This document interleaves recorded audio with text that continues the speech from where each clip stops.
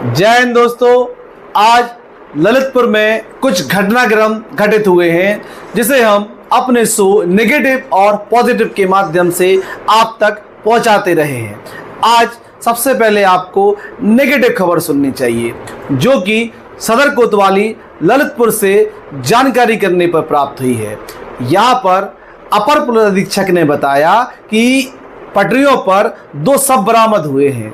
जब इनकी शिनाख्त की गई तो एक शव युवक का निकला और एक शव युवती का निकला। यह दोनों अलग अलग मंडलों के और अलग अलग प्रदेशों के बताए जा रहे हैं, जिसमें से शायद महिला छतरपुर की है और जो पुरुष का शव है वो जहां तक पॉसिबल हम लोगों की जानकारी में आया है वो बांदा मंडल का बताया जा रहा है। तो ये बहुत ही दुखद खबर है। अब उन्होंने किस परिस्थिति में यह आत्मघाती कदम उठाया है यह एक जांच का विषय है। बढ़ते हैं अगली खबर की तरफ जो कि यह भी एक नेगेटिव खबर है। दिन में सूचना प्राप्त हुई कि एक वृद्ध महिला जो कि मानसिक रूप से बीमार है, उस महिला का एक वृद्ध व्यक्ति ने बलात्कार कर दिया। यानी कि एक बहुत ही दिल दहलाने वाली खबर इस सामने आई है जो कि बहुत ही नेगेटिव है। ये जरूर है कि बाद में पुलिस ने उस व्यक्ति को गिरफ्तार कर लिया और उसकी जांच पड़ताल करने के बाद उसे जेल भेज दिया। तो अगर देखा जाए तो जिस व्यक्ति ने यह गुनाह किया उसे पुलिस ने बहुत तेजी दिखाते हुए गिरफ्तार कर लिया। हम इस चैनल पर उसका नाम बताना भी उचित नहीं समझते हैं, लेकिन यह जनपद के लिए एक बहुत ही नेगेटिव खबर रही है। बढ़ते हैं अगली खबर की ओर जो कि एक शानदार और पॉजिटिव खबर है।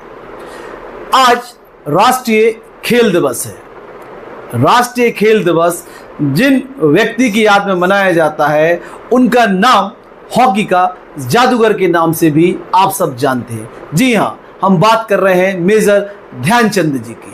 आज उनका जन्म दिवस है। तो मेजर ध्यानचंद जी को हमारा चैनल बहुत बहुत हार्दिक बधाई और शुभकामनाएं प्रेषित करता है और उन्होंने हॉकी को एक नया मुकाम दिया था। हम चाहते हैं आज के युवा क्रिकेट के साथ साथ हॉकी पर भी फोकस करें और हॉकी की तरफ भी अपनी रुचि को बढ़ाएं, क्योंकि जब ध्यानचंद जी खेलते थे आपको उनका एक किस्सा जरूर सुनना चाहिए।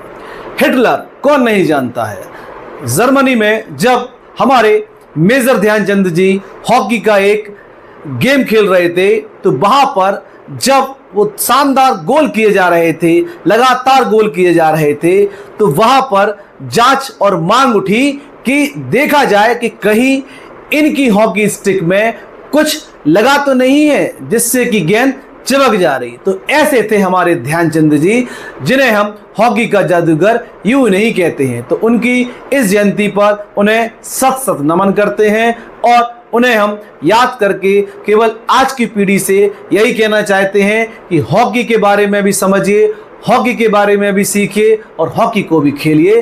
क्रिकेट तो सभी खेल रहे हैं। अगली बड़ी खबर जो आपके लिए हम बताना चाहते हैं वो है हमारे कटरा के राजा की खबर। गणपति विराजे हैं। आप सबसे हमारा चैनल एक रिक्वेस्ट कर रहा है कि आप सब कटरा बाजार जाएं और गणपति राजा के दर्शन करें, जिन्हें कटरा का राजा के नाम से यहां पर एक ख्याति मिली हो। जय हो गणेश जी की। अगली बड़ी खबर आज हम आपके साथ शेयर करना चाहते वो एक किसान की।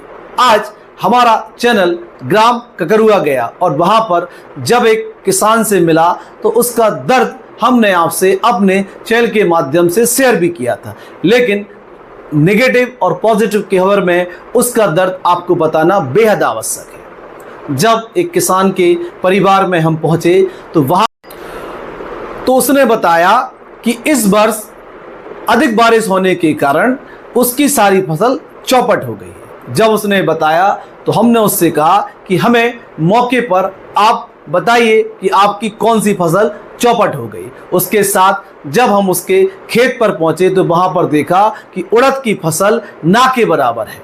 उससे पूछा गया कि आपने इसमें कितना इन्वेस्ट किया था, तो उसने बताया कि इसमें हमने लगभग 20,000 रुपए इन्वेस्ट किया था, लेकिन अब हमें मात्र 1,000 रुपए भी इससे प्राप्त नहीं होने वाले हैं। तो हमारा चैनल के माध्यम से सरकार से और माननीय जिलाधिकारी महोदय से निवेदन है कि उस किसान के दर्द को आप समझिए कि 20,000 रुपये लगाने के बाद 1,000 रुपये की उम्मीद कर रहा है, यानी कि उसकी फसल पूरी तरीके से चौपट हो गई है। मुझे पता है कि आप उसे एक बीमा के माध्यम से धनराशि देंगे, लेकिन मेरा चैनल आपसे कहना चाहता है कि कृपया इसे थोड़ा जल्दबाजी के द्वारा उस तक पहुंचाइए, जिससे कि वो आने वाली फसल के लिए अपनी व्यवस्थाएं कर सके। क्योंकि अगर किसान के पास पैसा नहीं होगा तो वह अगली फसल के लिए कैसे तैयारी करेगा। और उस जैसे ललितपुर जनपद में हजारों किसान हैं।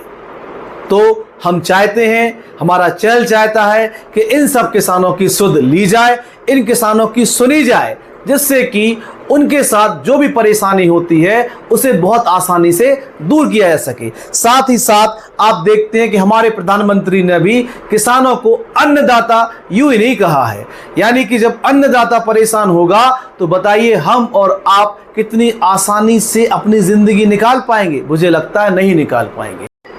मेरा किसान भाइयों के लिए आप सबसे विनम्र अनुरोध एवं आग्रह है कि आप सब किसानों के दर्द को समझें और उनकी समस्याओं को जल्दी से जल्दी दूर करने की कोशिश करें।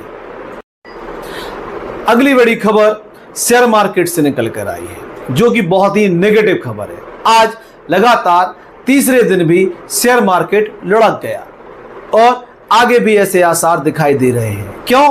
क्योंकि मोदी जी और ट्रंप की दोस्ती शायद कुछ गड़बड़ कर गई है। मोदी जी ट्रंप से बात नहीं कर रहे हैं और ट्रंप अपने नाम के अनुरूप टैरिफ पर टैरिफ लगाया जा रहा है। किसी भी सामान पर 50% टैरिफ जब आप देंगे तो आप सोचिए उसकी कीमत क्या होगी।